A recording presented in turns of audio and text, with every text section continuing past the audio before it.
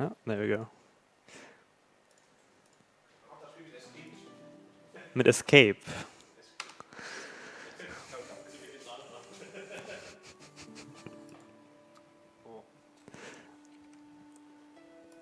Also, wenn es mich jetzt nicht mehr stört, dann ist mir egal. Alles kaputt. Ja. Danke. Ich hab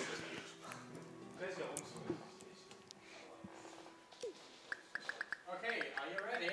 I think so. 3, 2, 1, be fast. Yeah, this is Momodora Reverie under the Moonlight. The category I'm playing is any percent on insane difficulty. Now, don't think too much of any percent because there are no game-breaking glitches or anything. But the insane category is quite interesting because you'll see in a moment my HP bar is really tiny, and it'll make me die if I do one mistake, like touching an enemy or getting hit by anything, really. So expect me to die a few times. Speaking of which, well, I hope I won't die too much. I want to donate $1 for each time I do. My PB currently has 4 deaths, I think. So yeah, Momodora is a platformer, obviously. It has some Metroidvania stuff in it that we'll come to later. And you see I'm not just running, this is one of the games where you'll be rolling a lot, because it's the fastest way to get from A to B. But there's one nifty thing here. If you can't roll because, I don't know, there's something in the way, or a hole, you can do a roll jump, which, you know, you roll and jump at the same time. And it'll give you the same speed of a roll, but also the height of a jump. I messed that one up. So there'll be a lot of those, and I will miss some of them and it'll kill me, because I'm bad, but it's fine. Oops. This first part of the game in the grove, it's pretty horrible. These tiny blue girls behave really randomly. I'm not a fan. They kill a lot. They can throw knives. They walk at random speeds. They jump at random heights. Oh my... Yeah, that's what I mean. Like, she threw a knife, so I panicked, and then she walked under my feet, so I had nowhere to land. Well, I messed up the double jump anyway, but so it was my fault. Oh god. I'm picking up some money in the beginning of the game, mostly through these chests. God damn it. I'll need 80 by the end of the first boss, and then I'll be done with that. We'll come to that later.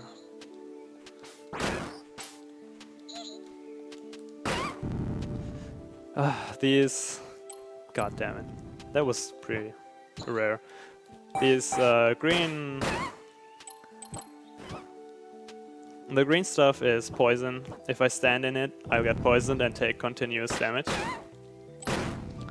But yeah, I die from the first hit already, so it's more of an instant death.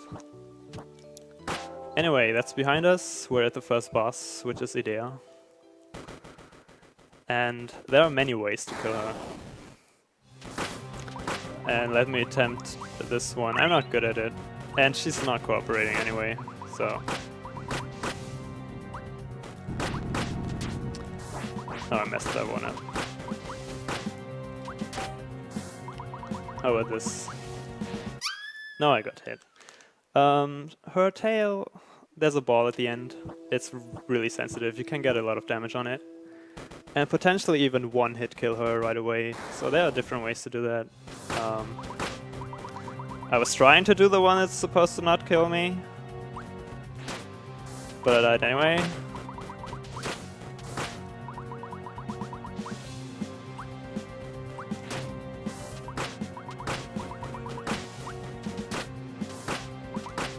Oh, that was close. Well, that was pretty bad, but it's fine. The first part of the game is really the hardest part. You die a lot. And as the game goes on, it's more based on tight platforming and has really little RNG. So that's the fun part of the game, really. And once you're comfortable with the game, you don't die there a lot. Now, this guy, he sells things, and with the 80 money that we got, we buy the Crystal Seed, which, when we use it for a while, it increases our damage. We also got another item for defeating Idea without getting hit. Now, on Insane, you don't get hit because you die. On other category, this is still true. If you kill a boss enemy without getting hit, you get an item. And Idea's item is a passive one which adds poison to our arrows. And you'll see that right away because another boss fight is coming up.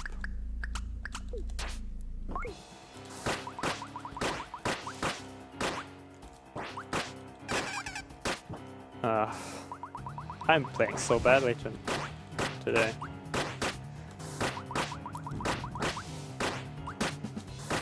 Now, what I do is I attack him with melee attacks and I charge my arrows. So I can basically do both things at the same time and get a lot of damage. I have to worry though to not walk into the poison clouds, because I can get poisoned by my own poison, and it happens sometimes. It's annoying. So this was Lubella, this is what the game is known for by many people. The first fight with her gives us another item, which is the Bugman patch. You use it and then a lot of stuff rains down on your enemies. We'll see that on the next boss fight. So now we're jumping down into the Subterranean Grave. It has some quirks to it. There's a lot of underwater passages where you move really slowly. You walk slowly and you can sort of swim, but it's slow as well. However, if you roll, the roll is just like on normal ground, so we'll try to roll a lot. And there's also these really annoying bats. We'll see one on the next screen. So the bats, yeah, there's one. They always spawn from the other end of the screen from where you entered. And then they fly around in this sign pattern. It's really annoying. So you can't know where they spawn, so you always have to look out for them. And then they move so weirdly, so if you don't pay attention, it can get annoying. So here's an underwater part. You see, even just dropping down is slow.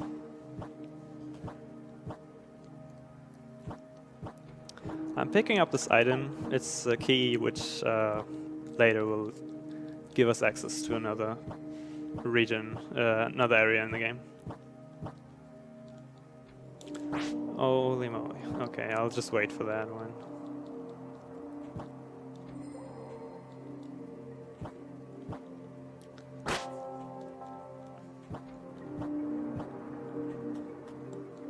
I quite like this part of the game, but I don't think I've ever died anywhere as much as here. There's some fun platforming.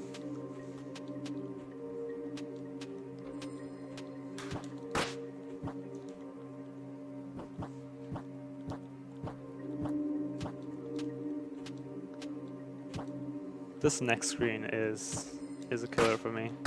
Yeah, and I already messed it up. Holy moly. It can look really cool when you do it right. And we're already at the next boss. I just hit that one enemy with an arrow. She'll die in this cutscene to the poison, as you could hear. And this is Frida. It's an amazing boss fight. We just use all our items. And then I got lucky here, but for the most part you just sit in the corner and shoot arrows. This attack right here is a good one because you need to come close and get some melee attacks, but it also allows you to, again, charge your arrow while you get a melee combo and get 2 for 1 basically. So we picked up 2 things now. We picked up another item which just is sort of an explosion around you. And we also picked up this Crest Fragment. I think this one specifically... Oh, okay. I'm too lazy to explain this. I was kind of lucky there. So the Crest Fragment allows us to... What was it again? I think it's the arrows charge faster, and we also get like a different state of arrow charging, which is sort of a middle state. We'll be picking up some other Crest Fragments here and there. By the way, this is where I needed the key for that one door. We'll be picking up 4 Crest Fragments in total, and the reason is we need them to enter the last parts of the game. So it's a non-optional thing.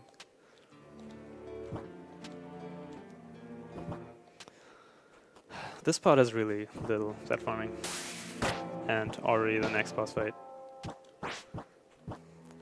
It is Lubella again.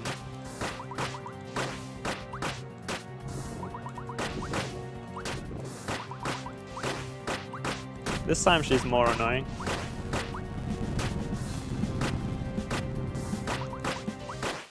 But that was pretty good. And then she does like this. And then we die. And then this is my 3rd death if we count this scripted death. I think I died once in the Grove and once to Idea. Anyway, now we're a cat. Since Kao is dead.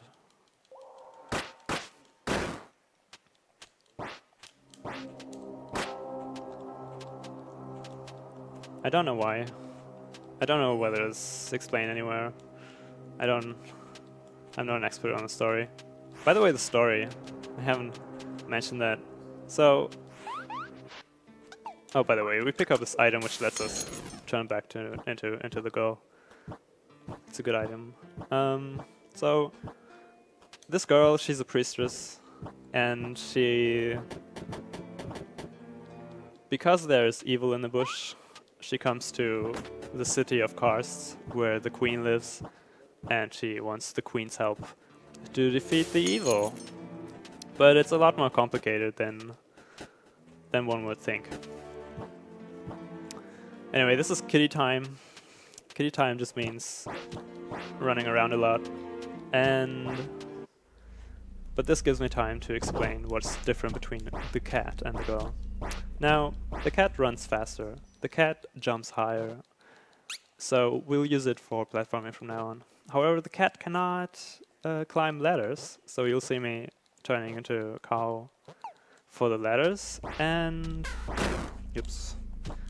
Also, the cat cannot use items except the cat sphere, which turns us into the girl. So we'll be fighting as a girl and platforming as a cat. I just went into this monastery to see that one checkpoint there. Saving there isn't that important. By the way, I'm saving everywhere because this is a no reset run. In a world record run, you wouldn't even spend the frame to save somewhere you don't need to. However, save spots also, they charge up your items again. You can use items a certain amount of time, until you hit a safe spot. This is a mini boss. It's a pretty annoying mini boss, but not on a speedrun. I was about to say something and I forgot about it.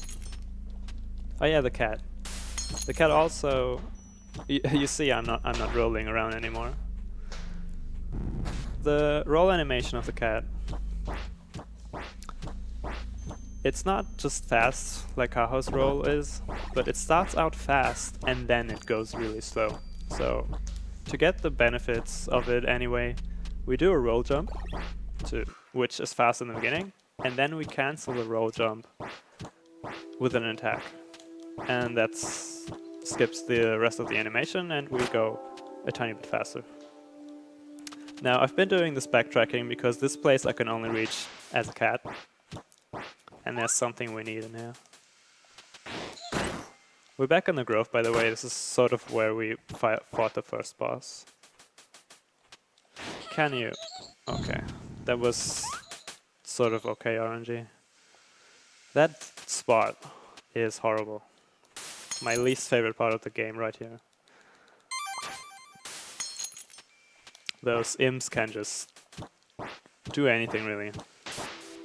They jump around, walk around, they stand on impossible, invisible platforms. Yeah, we picked up the crest, by the way, while I was complaining. And this crest piece, this crest fragment allows us to teleport. And that's why we went to the monastery earlier. So we could have this safe spot and teleport right back to it. Right now we're jumping down to, like, through the cinder chambers. There's not much platforming because all we have to do is go down. I guess I think in the 100% category you have to go up again. So there's some platforming there, but not in this one. And this is already the next boss. This is probably the longest boss fight, and it's really tempting sometimes to do things that kill you. So I mixed up my items there and got confused. So I think that's death number 4 then. The arsonist fight, the gimmick here is she can teleport. So she throws these fiery balls at you, and then they stop right in front of you, and that's where she teleports to.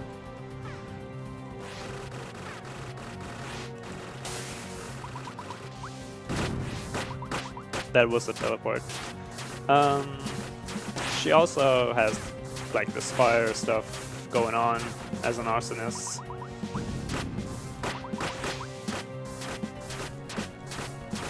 I don't know whether that was the smartest thing to do. Are you teleporting? No. I jumped into the single fiery spot in the whole... Holy moly. Death number 5, boys and girls. That was the dumbest thing I've ever done. The problem here is I want her to die as far to the right as I can. Because that's where I need to leave again. So every time she jumps to the left and doesn't teleport right back, I get annoyed. And do stupid things. Oh yeah, this is also an attack, I don't like it. Will you teleport now? She will. Okay, and this beautiful young lady which was helping us defeat the arsonist is called Kath. She's the best waifu in the game. If you don't agree, please leave immediately.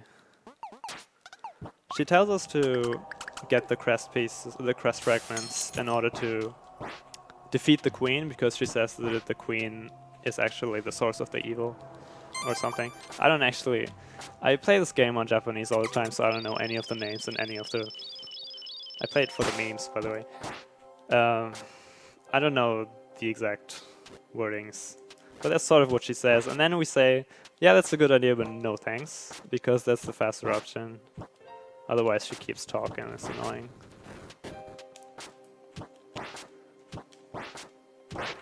But we're going to do it anyway. As I explained, we actually need them to progress in the game. Get all the crest pieces. Alright. After the arsonist fight, we picked up another one. And it adds this air dash.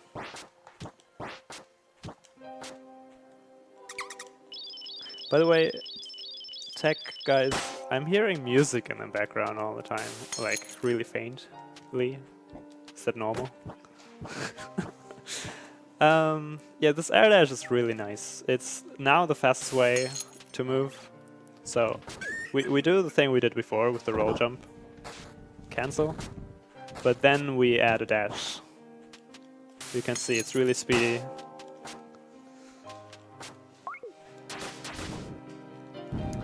This is Fennel. Some people think she's the best waifu in the game. But if you care about you and your children, stay away from those people. They are dangerous. Could it be that you have a program open in the back? Because there's no other music coming other than your PC currently. I don't know, maybe. Maybe... maybe I wanna find my destinies haunting me again. I don't know. It's not that game. I'm joking. But it doesn't matter anyway. What was I on about? Oh yeah, we picked up another Crest Fragment after Fennel, and it adds... So obviously it allows us to go through this gate before, which we had to skip in the start, sort of at the start of the run. Ooh. And it also adds a second charge state to the arrows, so we'll see it in the next boss fight, hopefully, if I don't mess up. And then in the final boss as well.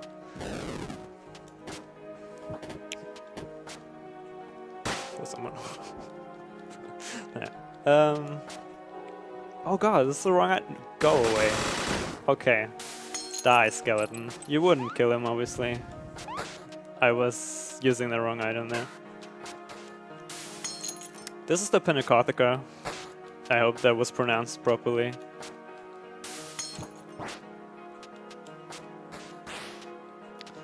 I like the spot a lot. It has some great platforming. It also has the worst boss fight in the game. So, kind of a mixed bag at the end. So, we're kind of close. We're getting close to the end of the game, and the platforming is getting a lot of fun. It's really precise. And all the enemies are large and they deal a lot of damage, which doesn't make a difference because the small damage also kills us. But there's no RNG to them.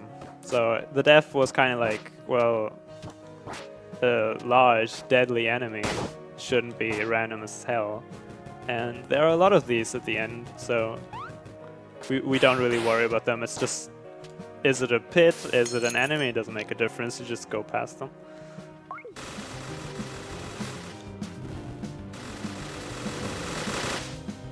That was so close.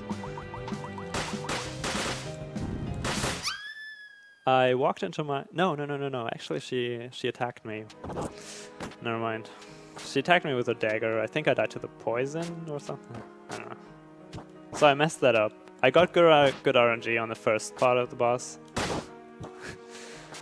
Which, that's really the worst part of this boss, the RNG in the beginning.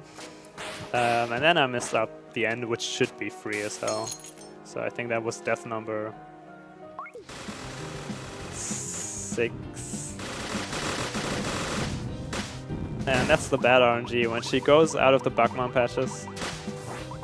And now I'm once I start complaining, I stop playing the game.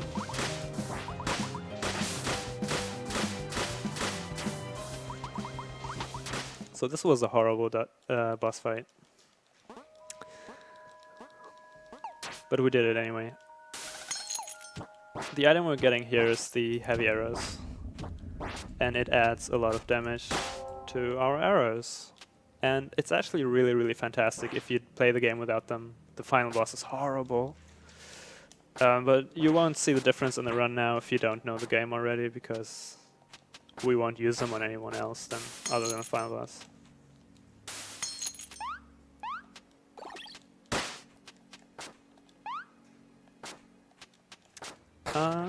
Okay, so usually you had to go up there where there was a ladder, and I went right to the right instead. The reason is because I can use the Bugman patch here, and on top of that screen, you couldn't see it, but there is a lever. Usually you're supposed to go around, hit the lever, and then this wall goes away and reveals some ladders, which allows you to go down to the save point. But since we have magical abilities, we activated it without seeing it, and didn't have to go through the whole... Oh, this is horrible what I'm doing here. Okay. Didn't have to go through the loop. Instead we just went straight, basically. So that's the only sort of skip you use in any percent.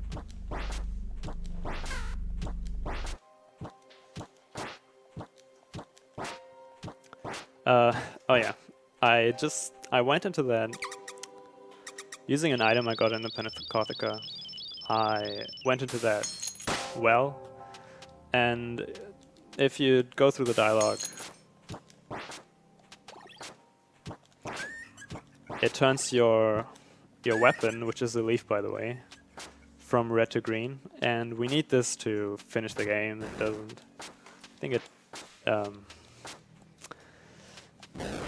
It makes more. It has more damage than before, but again, you don't realize it because we are only fighting bosses, so you can't compare anything.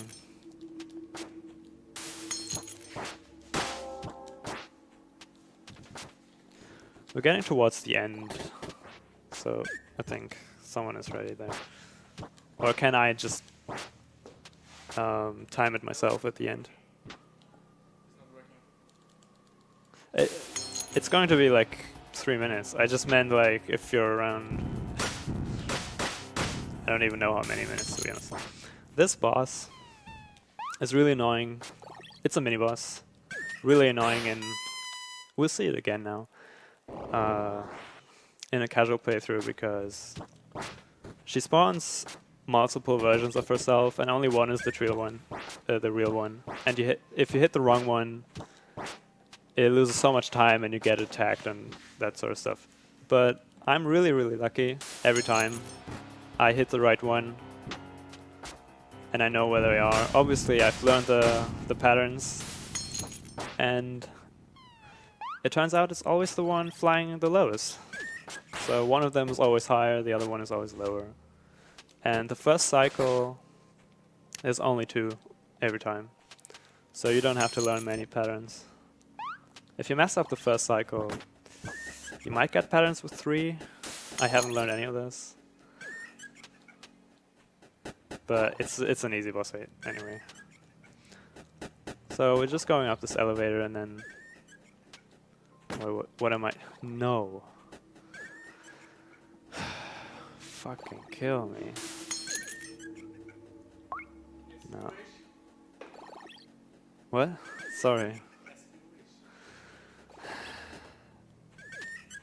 You step on the thing on the elevator and it won't let you out again. I want to die, like, seriously. This hasn't happened to me ever. That was really dumb of me to step on the elevator. So we'll see this vampire boss again. Maybe we get a different pattern just to show how the rule works. That was the wrong one. Oh my god.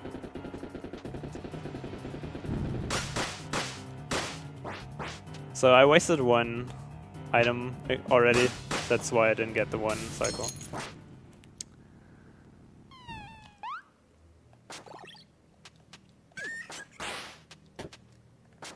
Yeah, there's really not much more to say. This platform is kind of lame. Again, we go up this elevator, and then we're at the final boss.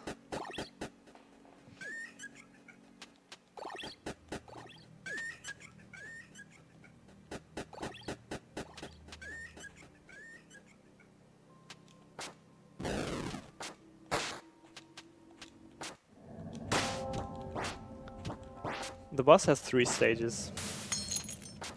When the last of the 3 HP bars reaches 0, that's time. So this first phase is kinda precise, but once you've learned it, it's easy. And the second one is just shooting arrows, basically.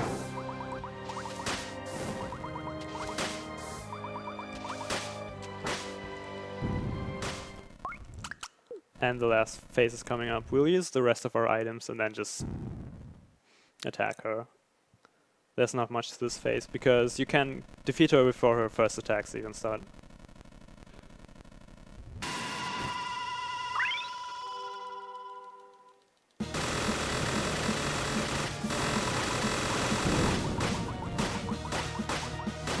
And that's time. Sub 30, that was my goal. Obviously I wasted like 2 minutes on the end, at the end there. But yeah, it's Momodora, Reverie under the Moonlight, 90% on Insane. Thanks for watching. The next game is Bioshock Infinite, so stay tuned.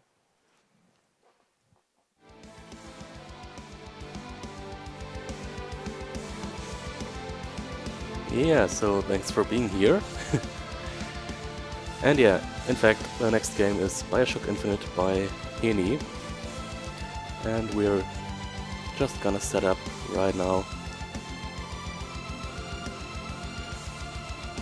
So stay tuned, guys.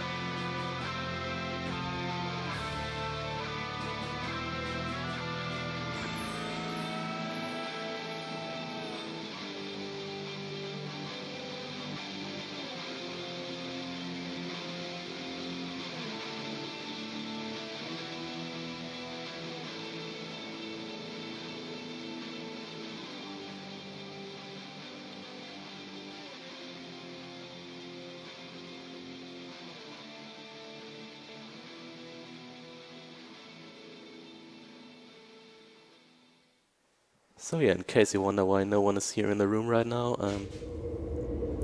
yeah, it's obviously 9:30 AM here in Germany, and 9:30 AM is basically in the middle of the night for a gamer, so it's obviously that no one's here right now.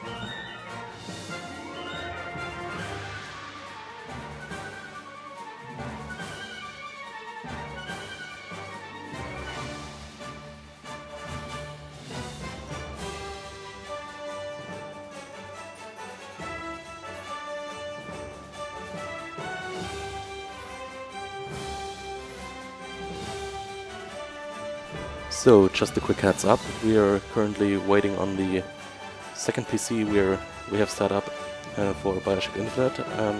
It should be, is currently in the training area, and we should be able to bring it here in about 2 minutes or so.